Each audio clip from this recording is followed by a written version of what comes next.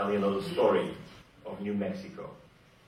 I was in New Mexico and I had a meeting with all the Montessori schools. You know the Montessori schools. All the Montessori schools in New Mexico came together and I was the keynote speaker to the kids between 3 and 5. No, it's interesting, a keynote speaker for kids of 3. So all the kids sat down in a big circle, and of course I'm being introduced in a way that didn't make any sense to these kids. And they are looking all the way up, and the only thing I could do is sit down. They had this podium, and they had this, you know, the kids all. I went down on the floor, and I took with me a glass of water. Because in my briefing I had been told I should talk about water. Because there's a water shortage in New Mexico. And there's no water, and since there's no water, the children should know they have to save water. And so my briefing said, talk about saving water. So I go into the room, this is not a fable. I go into the room, and I had a glass of half full with water. And I hold it in front of me. And I look at all the kids and I say, who wants to pee in my glass? The room just collapsed. I mean, you know, I see these poor heads going, worse, these teachers. My God, who was this keynote again? And I'm going to summarize what happened in 45 minutes in 5 minutes. I showed them the glass, I look around and I said, okay, put the glass down. I said, who has a dog? Some put up their hands. Could you tell me, could you show me, how does the dog do pee-pee and poo-poo? No problem. Immediately, they're there.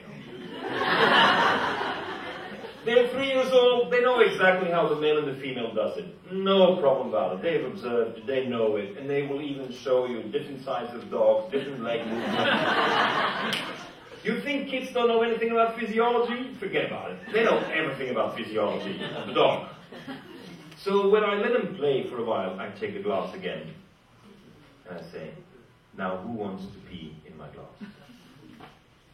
And some kid in the back says, you're stupid! We don't pee in glass! So I just keep them looking with the glass. Go around, good eye contact. Put the glass down again. I said, who has a cat? How does the cat do it? The kids know exactly how the cats do it. Now, the male and the female do it the same way. And they do it in a little place, and there's, you know, and the kids take care of it. And I ask them, does it smell? No, it doesn't smell. As long as you clean it out every 3-4 days, you know, no smell. Very good. And I let them just go on, and they're showing how to clean it, and how the cat sits, and how the cat moves, and what the cat does on it. Everything about it. The kids know the physiology of the cat better than you imagine. There goes my glass.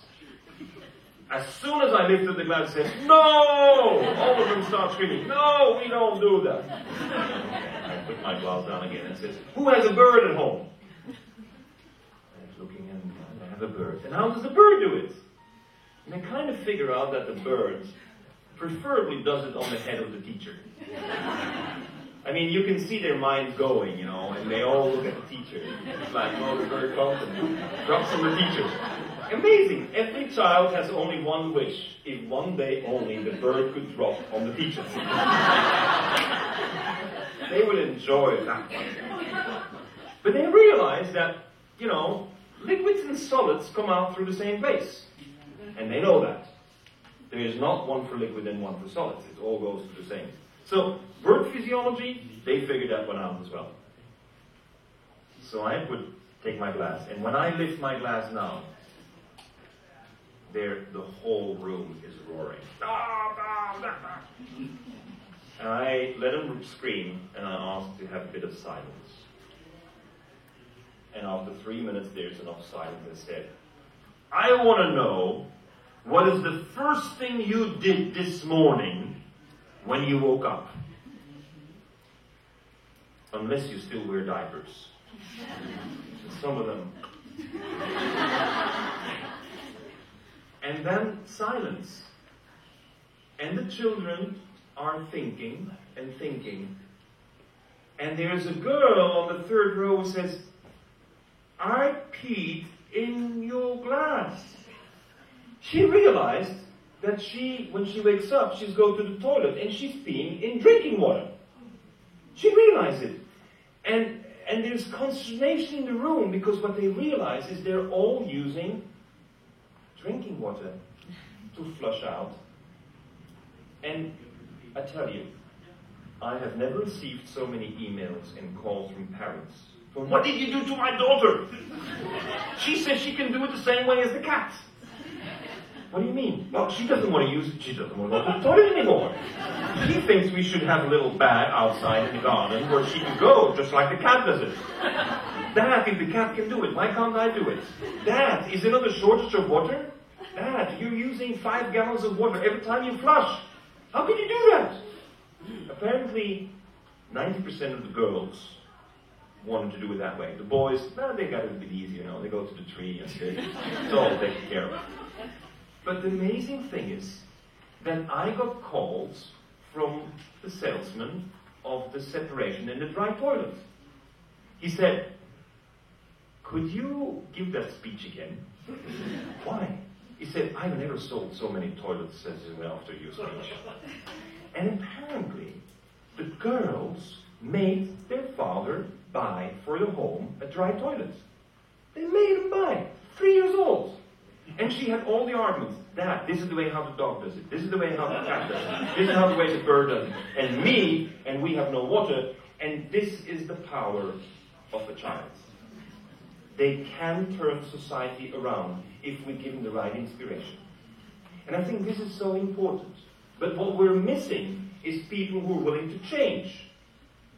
Because taking out that toilet, then what do we do with the sewage? And what do we do with the septic tank? And what do we do with that?